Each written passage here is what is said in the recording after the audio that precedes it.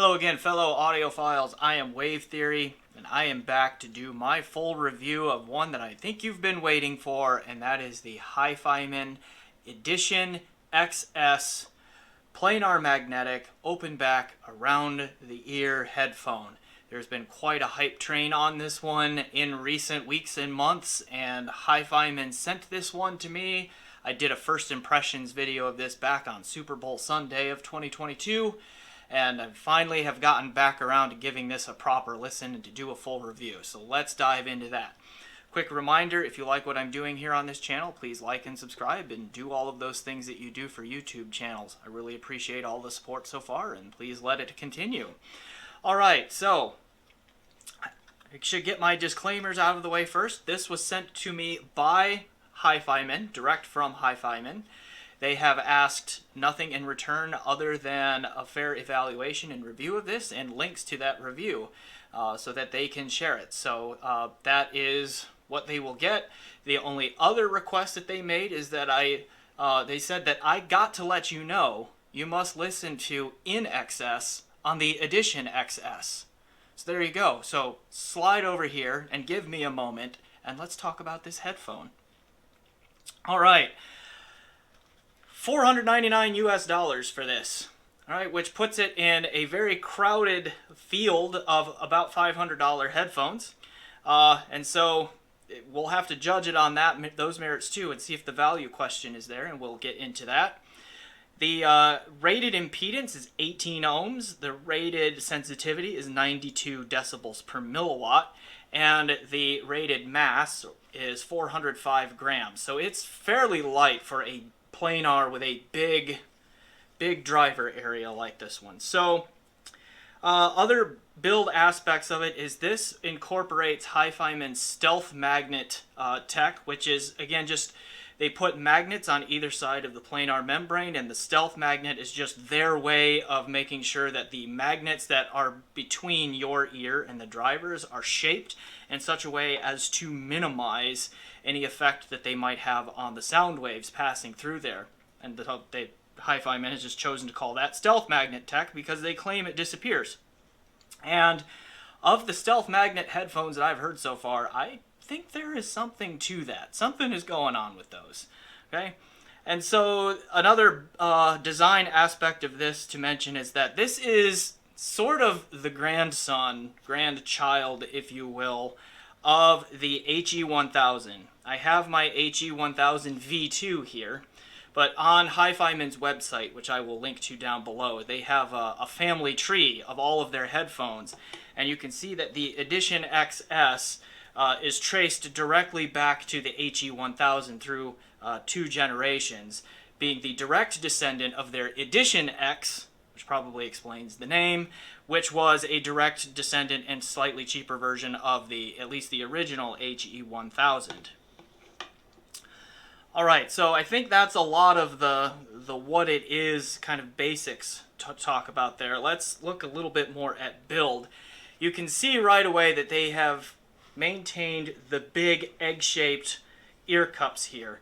And at $500, I think it's pretty cool that they did that because this, oval/egg shape right here allows for some absolutely huge driver area.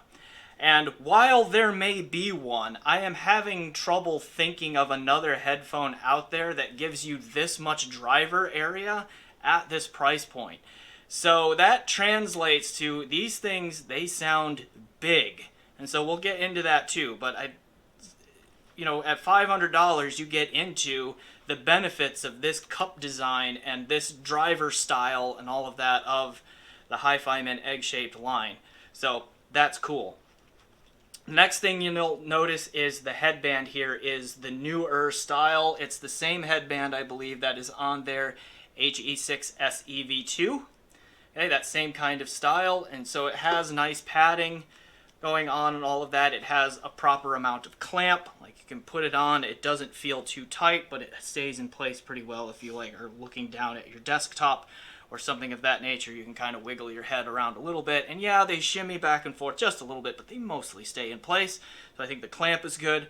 Overall comfort on these excellent. I really have no complaints there. I've been able to wear them for long periods of time and not get physically fatigued with comfort issues or anything like that. So good job on the design there. Now, there is not a ton of cup swivel this way. You can see that there is a little bit.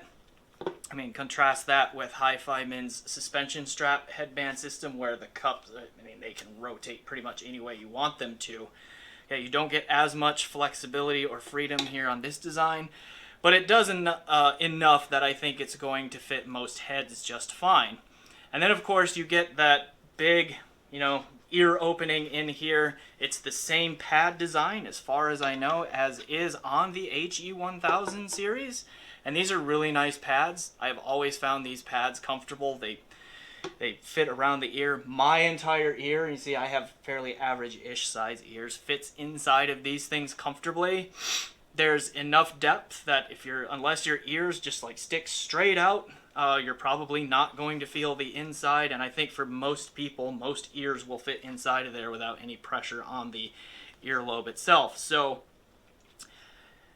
in terms of comfort and just how the form follows function and all of that, I think it's well designed and ergonomically thought out. Now, the build quality from a materials standpoint and all of that, you can probably quibble with here and there. It does not feel like the best built, best constructed headphone for $500 or less. Like, give me two examples that I have, and I'll compare these sonically in a bit too, but like I have my Beyerdynamic DT880 here, which I have a wireless or removable cable modded, and I have my Massdrop Sennheiser HD6XX here, and like these two are both, under $500 units that they just have the exquisite build quality for the price.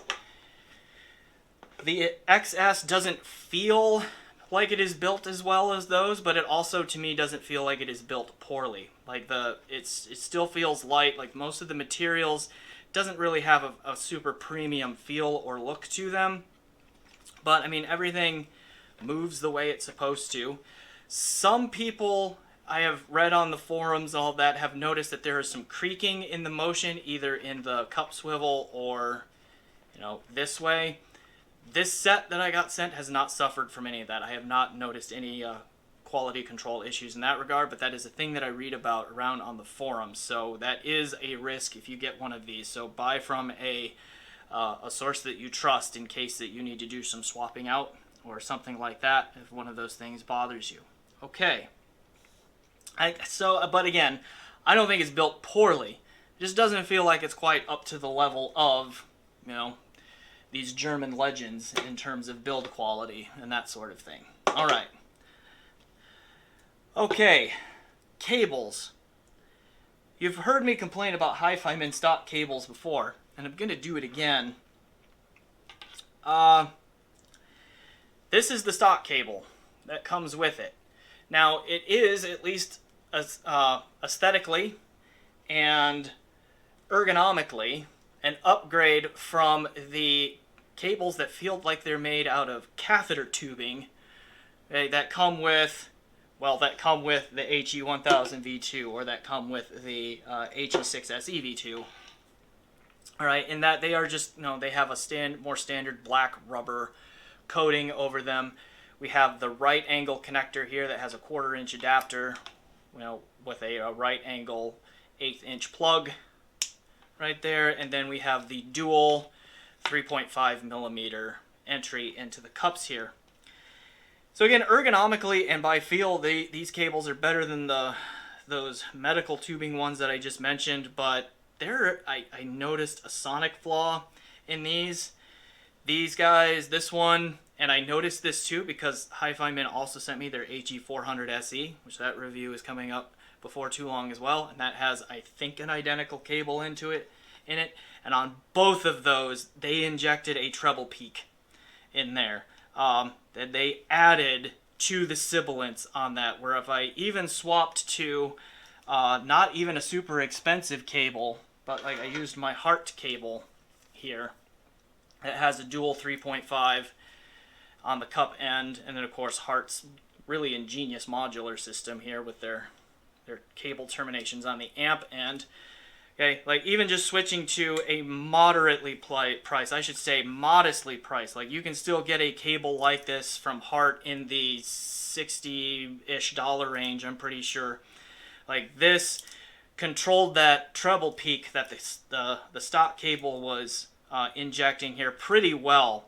And like at first I was losing my mind because I broke this headphone in. Like, I mean, you go back to my first impressions video, I listened to it, and I'm pretty sure, it's been a while, but I'm pretty sure I just used my Gravedigger Corpse cable that I use for my focals and all of that a lot to plug this into, because it's the dual 3.5 millimeter, and it was just sitting right there on my desk, and then I plugged that via adapter into my Asgard 3, thinking Asgard 3 would be a good match for a headphone of this price.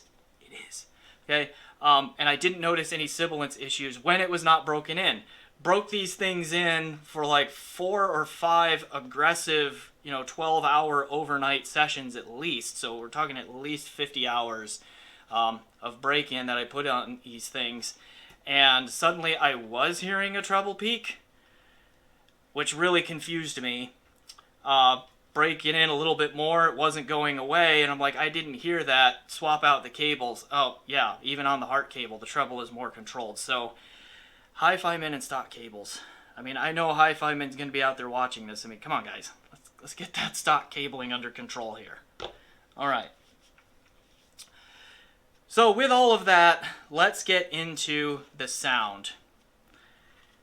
The good news here is that this thing maintains the bulk of what makes HiFiMan's egg-shaped line so wonderful. Like, most of the models that look like this, at least have this shape from HiFiMan, have been widely praised in a lot of ways because they just really are excellent examples of headphone performance at their respective price points.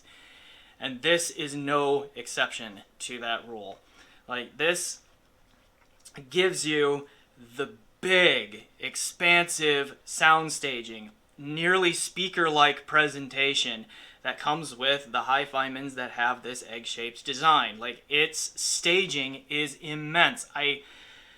Maybe there is one, but if there is, I haven't heard it yet. There might be another $500 headphone that can be as wide as this one, but I doubt it's also going to be as tall or as deep. Like, one of the main strengths of this line has always been its huge staging, and that is here in large degree.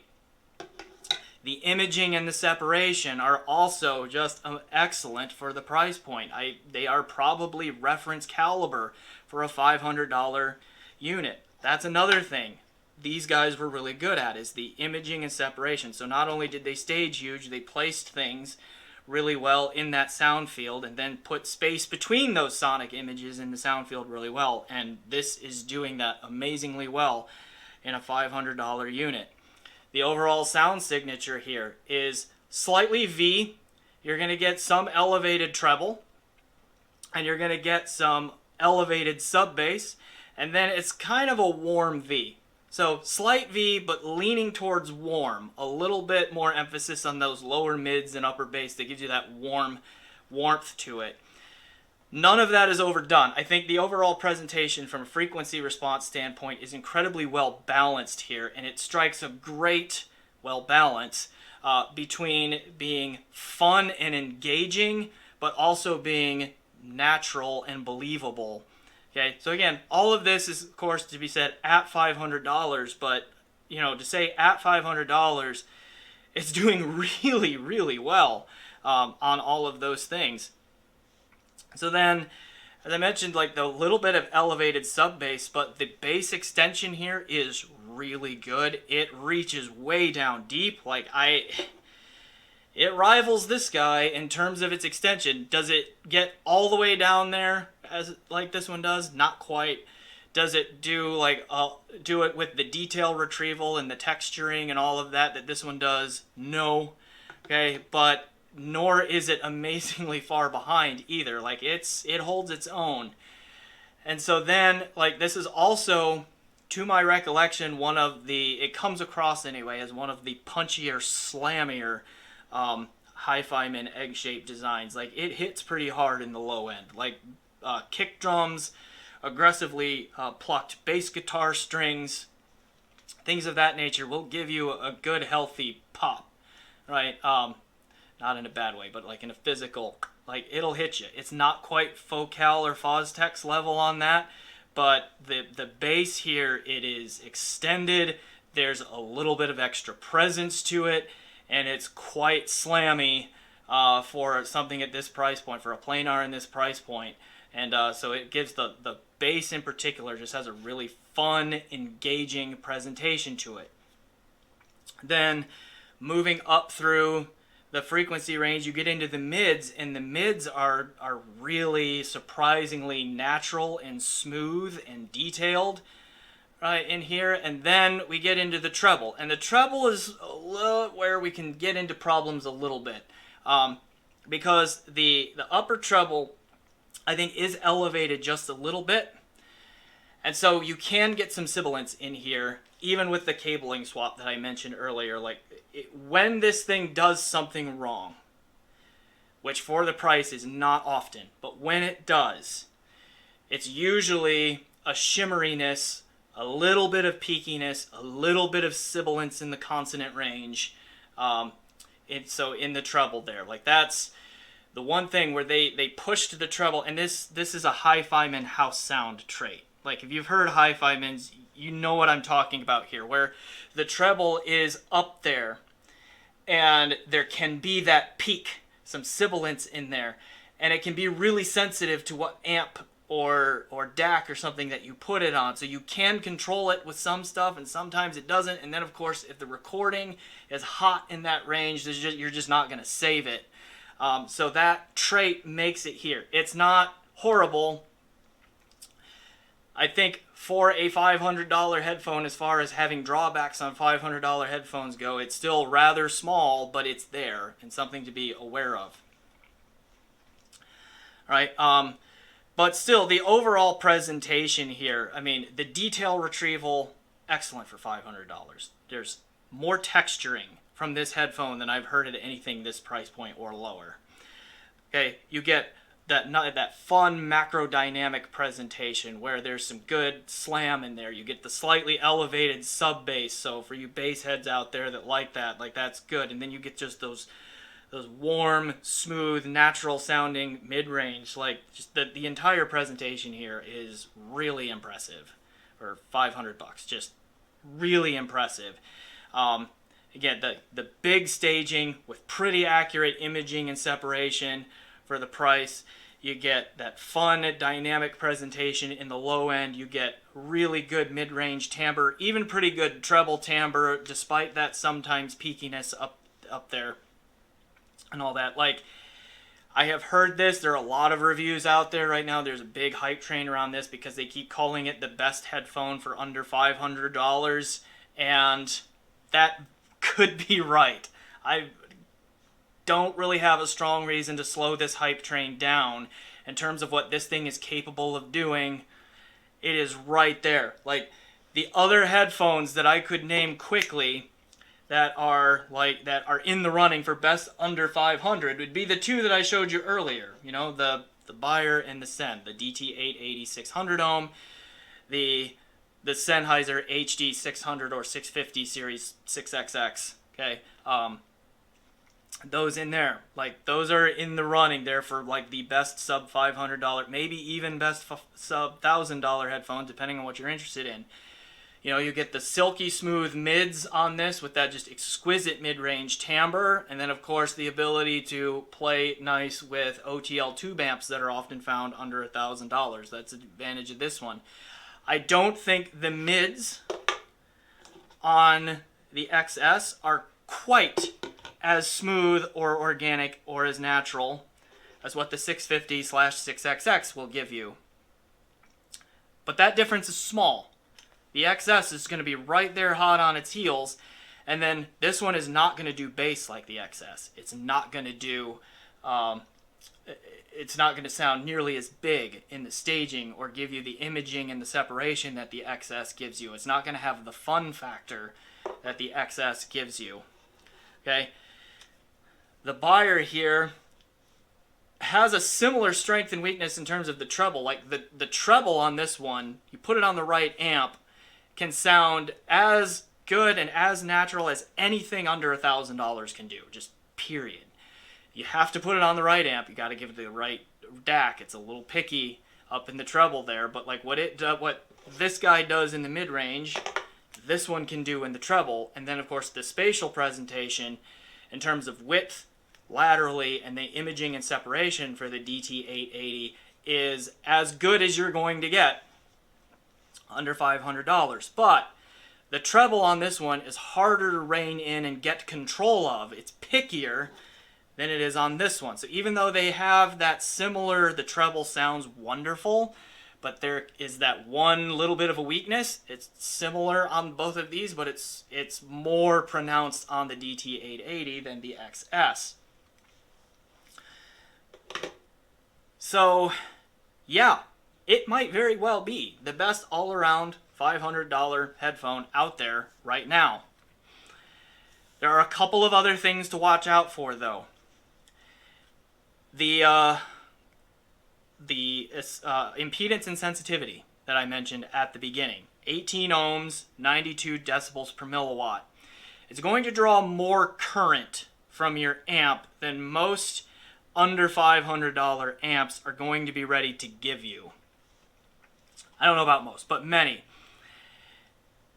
If you're sitting at an entry-level amp, like you have a JDS Labs Atom amp, or a Monolith Liquid Spark amp, or you have Topping L30, or one of the shit Magnis, something like that. Like, I tried this on both my Atom and my Liquid Spark amps, and it still sounded pretty good.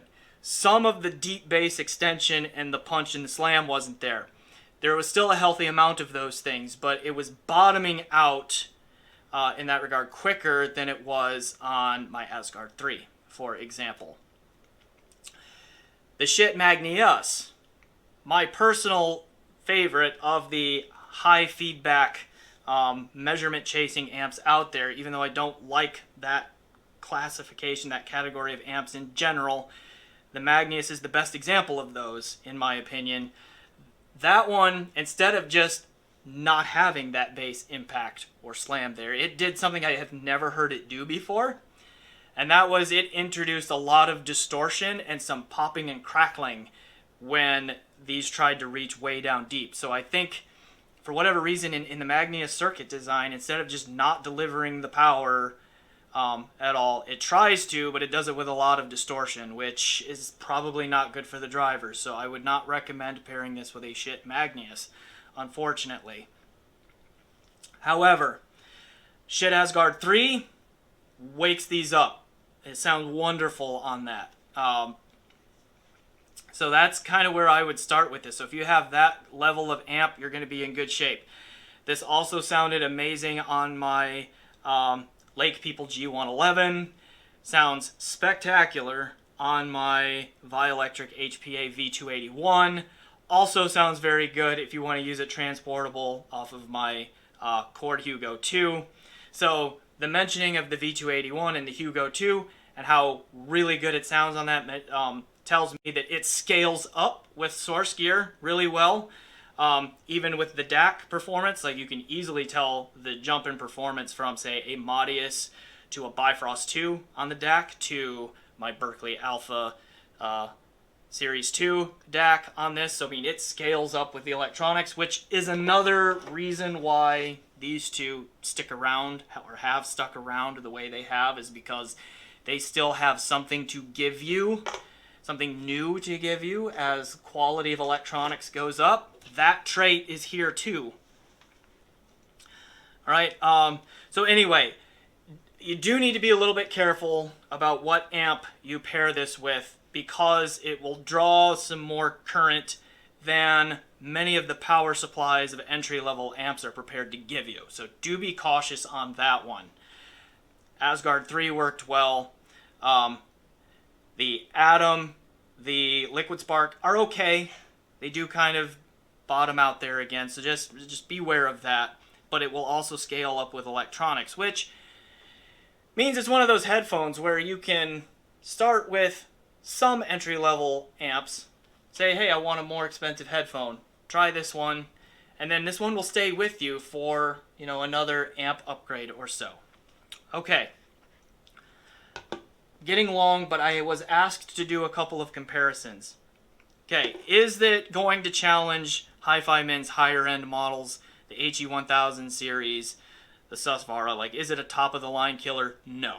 Okay, much more detail, micro detail, even better timbre, better imaging and separation, a little bit more confident in the low end in terms of not necessarily slam, but just in terms of overall control, pitch definition, that sort of thing here on this one. Like this, it's not going to catch this, but it does. Many of the qualities that make this a really enjoyable headphone are still found here, which also would be true of like the Aria Stealth Edition. Is this going to be as all-around technically proficient as the Aria Stealth Edition? No. It's going to give you a very similar signature, going to give you a very similar presentation. It's just not going to be as technically there as the Aria Stealth Edition is, but you're going to get the lion's share of it still.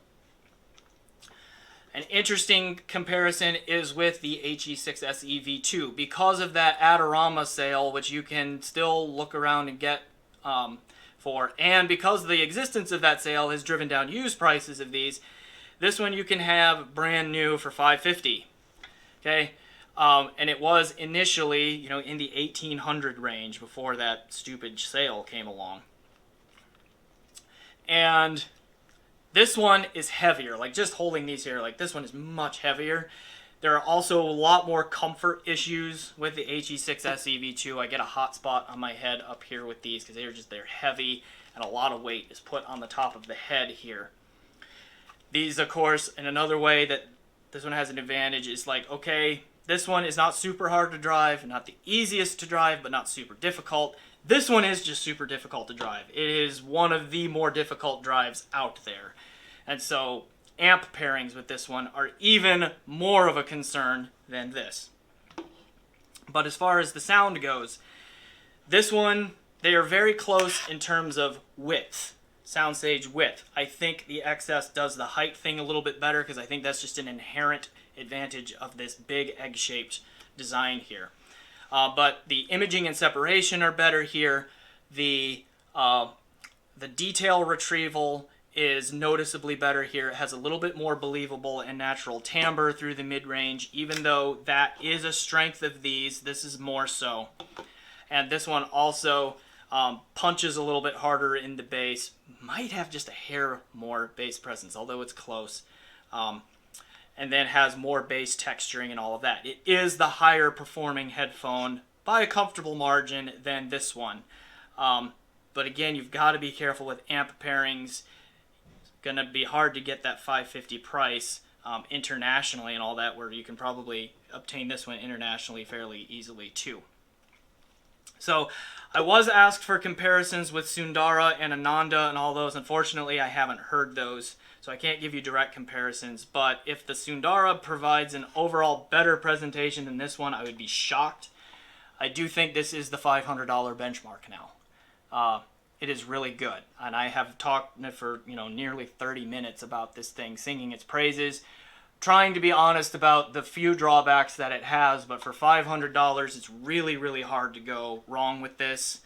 I think a lot of people could buy this, and then like a topping E30 and a shit Asgard 3 DAC and amp combination, a $60 to $70 Hart cable, something like that. Put that system together, so that's what, like $130 and $250, so $380 plus $500. So I mean, you're talking under $1,000 for all of that, and you've got a great all-around system. You're sitting pretty good at that. That would satisfy a lot of people who aren't just the true hardcore audiophiles, I think. So good job, HiFiMan. The headphone is wonderful. I think it is the $500 benchmark now. Your stock cables still need a lot of work, so let's please put some more thought into those going forward. And then, yeah, users beware that you do need to put some thought into what amp you're going to put on these. to really make them sing, but you don't have to spend an exorbitant amount of money to do so. All right, we'll leave it there. Thanks for watching, everyone. I am Wave Theory. This has been my review of the HiFiMan Edition XS. Until next time, enjoy the music.